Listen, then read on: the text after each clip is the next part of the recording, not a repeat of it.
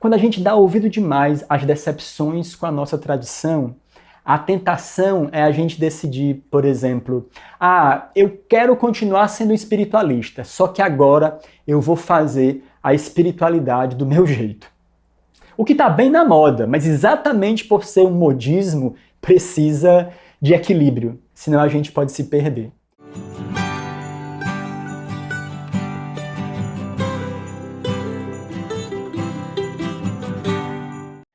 Muitas pessoas consideram, em certo momento da vida, o seu caminho religioso, filosófico ou espiritualista escolhido como um dos grandes patrimônios da sua vida. Porque, de fato, a espiritualidade tem um papel singular, místico, acolhedor e, por isso, tão sedutor. Mas mesmo com todas essas qualidades, com o passar do tempo, é bem comum vários praticantes se desencantarem, por várias razões até compreensíveis para isso, como, por exemplo, decepções com líderes ou membros da sua tradição, o que é natural, né? Porque pessoas cometem erros o tempo inteiro.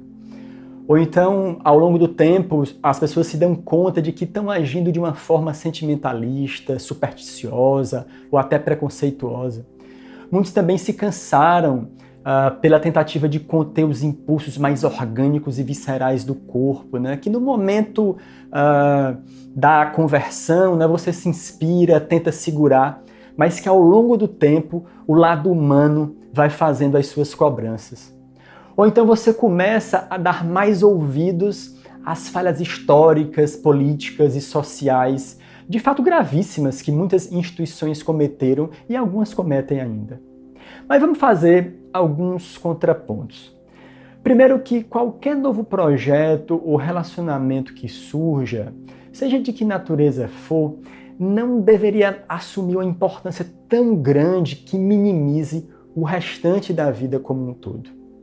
É saudável para o nosso psiquismo dividir o nosso desejo entre várias coisas que compõem uma vida humana saudável e integral. Atitudes como trabalhar demais e focar muito no desenvolvimento da carreira, ou então esquecer da família e mergulhar de cabeça como voluntário de uma ONG, ou em uma ideologia política, ou no time de futebol querido. E mesmo a espiritualidade, que é tão necessária como um eixo estruturante da nossa vida, mas cada coisa precisa ocupar o seu espaço, que naturalmente pode mudar, oscilar ao longo da vida. Mas nada e nenhuma instituição ou pessoa ou coisa deveria assumir um espaço enorme, desproporcional. Isso nunca deu certo para ninguém e não vai dar certo para você também. Afinal de contas, uma casa bem estruturada, ela precisa de vários pilares para se sustentar. Mesmo um padre, um monge, ele não passa o dia todo só pensando na religião dele.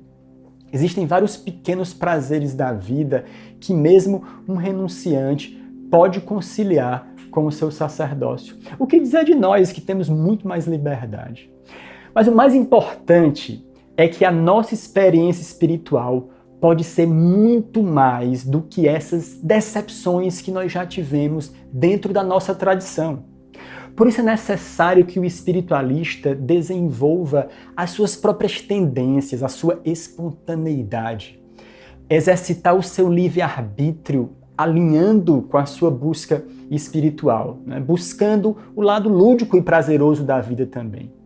Assim, a nossa prática espiritual ela vai ter sustentabilidade de longo prazo e aos poucos se aproximar de uma experiência genuína com o sagrado, profunda.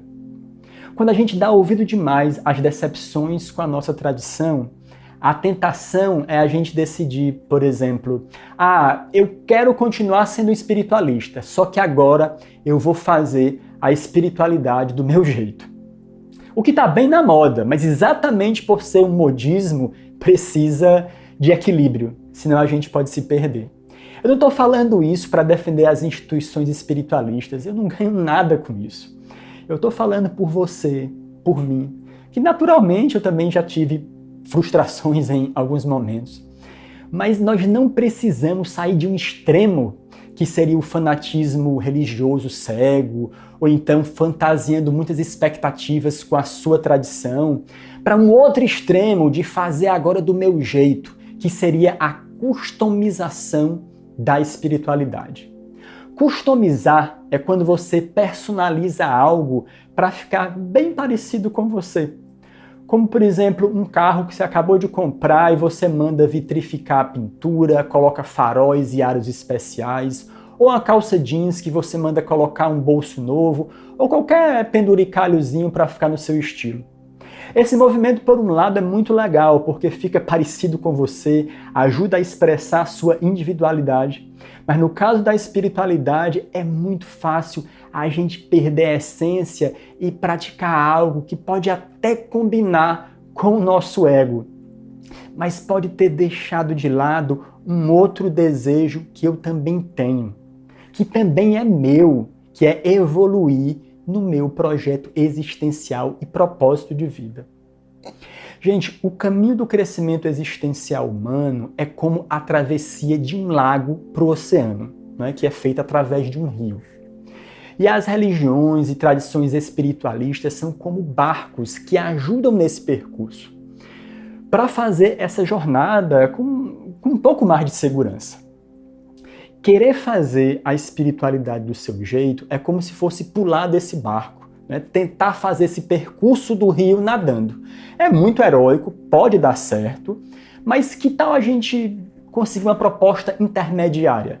Nem ficar no barco de um jeito que me decepciona, nem pular e ficar à deriva tentando criar sua própria bússola. Imagina que esse barco tem botes, caiaques, stand-up, colete salva-vida, e você pode sair com a segurança desses apetrechos que o teu barco te oferece, mas você sabe que o barco está por perto. E pensa ainda que você pode dar uma paradinha nas margens, né, para fazer um piquenique, tudo no teu tempo. Mas você fica sempre atento para quando precisar você volta ao barco para se nutrir, para se alimentar espiritualmente. Assim a gente cria o nosso caminho único, né? E se ajusta a nossa disposição mental e cultural, mas com a segurança de que o barco continua alinhado com o farol, com a meta, mesmo com os problemas humanos de sempre, que nunca vão acabar. Até porque agora você vê o barco de um jeito diferente. Porque não é mais o barco do medo e da obediência cega, mas o barco da proteção, da identidade profunda, que te permite ter uma referência segura, que tenta fazer o melhor e dá oportunidade para que você busque o divino do seu jeito único. Gente, todo agregado humano comete erros, como a nossa família, nossos colegas de trabalho, nossos amigos do futebol no fim de semana. Sempre tem uma briguinha ou uma briga grande, mas também espaço para reconciliação, para renovação, para inspiração. E assim a gente alcança o espaço entre o fanatismo e a indiferença, entre a tradição e a customização. Uma maneira de nós contra-atacarmos a nossa tendência ao excesso de individualismo, ao egocentrismo, que está tão na moda hoje em dia. Para que você possa seguir o teu caminho de um jeito único, mas sem perder a oportunidade de ter uma referência espiritual que já ajudou tantas pessoas nos seus percursos, né, para alcançar uma vida cheia de propósito. Bom, então é isso aí, gente. Se você gostou, curte o vídeo, compartilha, comenta aí embaixo o que você achou. Você concorda? Se não concorda também, coloca aí nos comentários que a gente vai refletir sobre isso. Um abraço!